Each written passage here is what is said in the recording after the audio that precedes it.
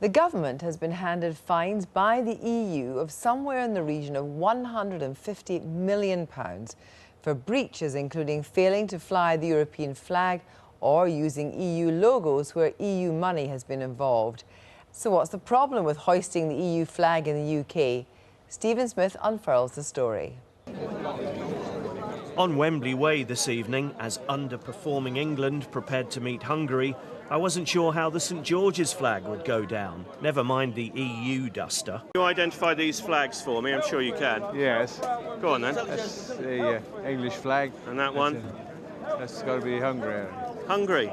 Yeah. Actually, it's the EU flag. Oh, is it? Yeah. Right. You don't recognise that? No, I don't. They're a bit upset that we don't fly this flag very much. I think you need to keep a bit of your own individuality as well, though. Can you tell me what these flags are? This is the St. Cross, and this is the European Union flag. Yeah. You don't see this one much here, do you? Have you noticed that? Yes. What do you think about that? Because England doesn't like the European Union, I think, that's why. England doesn't like the European Union? Maybe, that's why. Not really. It's unfortunately a state of affairs that will carry on for a very long time, and actually I can't see an end to it. We are in Europe, I'm sitting here in Europe, you're in Europe, we are part of the European Union. And I find it very difficult, it's an English problem, you know, and we're quite comfortable with the idea of being in a political union with three other countries ourselves in Great Britain. Why shouldn't we be comfortable with being sharing our sovereignty in the same way with the nations of Europe? Pascal, from a point of view of continental Europe, is our reticence in this country, or at least England's reticence here, much more so than any other of the European countries? Much more, I don't know, but there is a fact that this is the case. And when I'm talking, for instance, with friends, in British friends in Scotland or in Wales or here in London, quite often I must smile by what they tell me with this respect.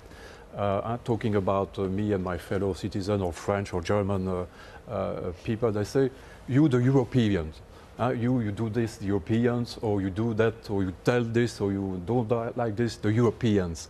We are British and you are European. Is it because people feel conflicted, Billy Bragg, or is it because we haven't had some great unifying, for example, some European army fighting in a war for Europe, that then we could say, well, we have allegiance to this flag?